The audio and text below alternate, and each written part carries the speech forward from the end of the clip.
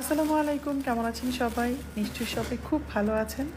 আজকে আমি ঘুম থেকে উঠেই কিন্তু কাজ শুরু করে দিয়েছি। প্রথমেই রান্নাঘরে এসে এই হাঁসটা ভিজিয়ে নিয়েছি।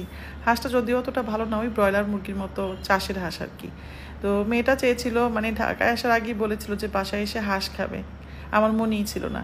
এখন যাওয়ার সময় মনে হলো যে মেয়েটাকে তো হাঁস খাওয়ানো হয় নাই, এই জন্য এই হাঁসটা ভিজালাম। আর তারপরে নাস্তা করে এসছি গাছগুলোকে দেখতে। প্রত্যেকদিন তো ঘুম থেকে উঠে আগে গাছ দেখি, তারপর ধীরে সুস্থে নাস্তা করি, তারপর রান্নাঘরে ঢুকি। আজকে একটু উল্টা হয়ে গেছে। আর তাছাড়া আজকে আমার একটু কাজের চাপও আছে।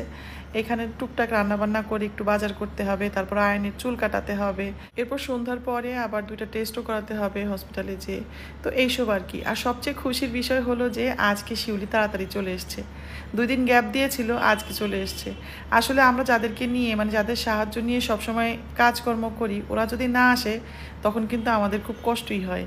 তো এই জন্যই ওরা আসলে মনটা খুশি হয়ে যায়। ঠিক পানি, কারেন্ট আর ওয়াইফাইয়ের মতো থাকতে থাকতে এমন অভ্যস্ততা এসে যায় যে এগুলো যদি 1-2 দিন না থাকে তখন বোঝা যায় যে কত ধানে কত চাল। তো এদিকে শিউলির মতো কাজ করছে, ওইদিকে শাহনাজও মোটামুটি পেঁয়াজ রসুন এগুলো ছিলছে। যাই হোক, আজকে আমি তাড়াতাড়ি রান্নাটা করে নিব। আজকে একটু বেলে মাছ করব চিংড়ি দিয়ে। বেলে মাছের মশলা নাকি চিংড়ি, এটা আমার দাদি বলতো। তো আমি সবসময় বেলে মাছটা চিংড়ি দিয়েই করি। আর আজকে একটু বেগুন রান্না করব, মানে এর চেয়ে সহজ রান্না তো আর হতে পারে না। বেগুনটা খুব তাড়াতাড়ি হয়ে যাবে, এই জন্য বেগুনটা বেছে নিয়েছি। আজকে খাওয়ার টেবিলে বসে মাসুম বলবো যে তুমি আজকেও সব কিছু অ্যালার্জির জিনিসগুলো আর কি একদিনই রান্না করেছো। এমনই হয়, যেদিন আমি অ্যালার্জির জিনিস রান্না করি, মানে সেই দিন সব দেখা যাচ্ছে প্রত্যেকটা খাবারই একটু না একটু এরকম হয়েই যায়। এই যে বেলে মাছটার মধ্যেও এই চিংড়ি দিয়ে ফেলেছি, বেগুনেও চিংড়ি। আর বেগুন তো নিজেই একটা অ্যালার্জি টাইপ সবজি। তো চিংড়ি ভাজার সময় আমি কিন্তু প্রায়ই একটা ভুল করি, সেটা হচ্ছে লবণ হলুদ একসাথে দিয়ে তারপর চিংড়িটা ভাজি। তরকারির চিংড়িতে সাধারণত লবণ দিয়ে ভাজলে কিন্তু দেখতে লাল টুকটুকে হয়। তো আমি ওই মনের ভুলে প্রায় সময় হলুদটা দিয়ে ফেলি। আজকেও যেটা করেছি আর কি। তো বেগুনও হতে বেশিক্ষণ লাগবে না, বেলে মাছ তো হয়েই গেছে।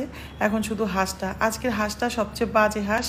এটা ব্রয়লার মুরগির মতো সেদ্ধ হতে বেশি সময়ও লাগবে না। তো আমি পেঁয়াজ রসুনকে একটু নেড়ে চেড়ে তারপরের মধ্যে দারচিনি এলাচি তেজপাতা আদা রসুন পেঁয়াজ বাটা আর হচ্ছে একটু শুকনো মরিচ দিয়ে মশলার কাঁচা গন্ধটা দূর করে তারপর এর মধ্যে হাঁস দিয়ে কিছুক্ষণ নাড়বো। এতে করে হাঁসের গায়ে এই মশলার গন্ধটা ঢুকে হাঁসের গায়ের গন্ধটা দূর হয়ে যাবে।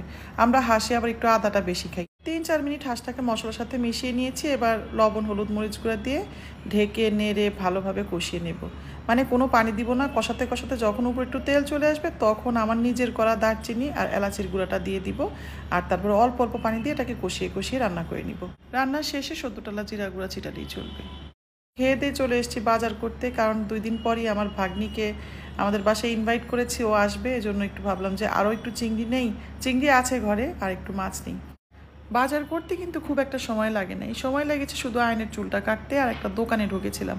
তো বাসায় এসে রেস্ট নিয়ে গিফটগুলোকে গুছগাছ করলাম, এগুলো একদম এলোপাথারি ছড়িয়ে ছিটিয়েছিল। আর এই যে আসার পথে আমার পরিচিত একটা দোকান থেকে এই জামাগুলো নিয়ে এসেছি, মানে কাপড়গুলো নিয়ে এসেছি। তো এখানে 3টা আমার আর একটা হচ্ছে একজনকে উপহার দিব। আমি হালকা রং পছন্দ করি, এজন্য হালকা রঙেরগুলো আমি ভালোই কিনতে পারি। যখনই আমি একটু গাঢ় রং কিনতে যাই তখনই এলোমেলো করে ফেলি, মানে বুঝতে পারি না যে কোনটা সুন্দর বা কোনটা কীরকম লাগবে। আমার মনে হয় আজকেও সেটা করেছি। সামনে আরও 2-3 মাস গরম, তো এই জন্য এই রাফ ইউজের জন্য এই জামা কাপড়গুলো কিনেছি আর কি। আর বালিশগুলোও খোলা হয় নাই, মাসুম কয়েকটা বালিশ আসার সময় নিয়ে এসেছিলো।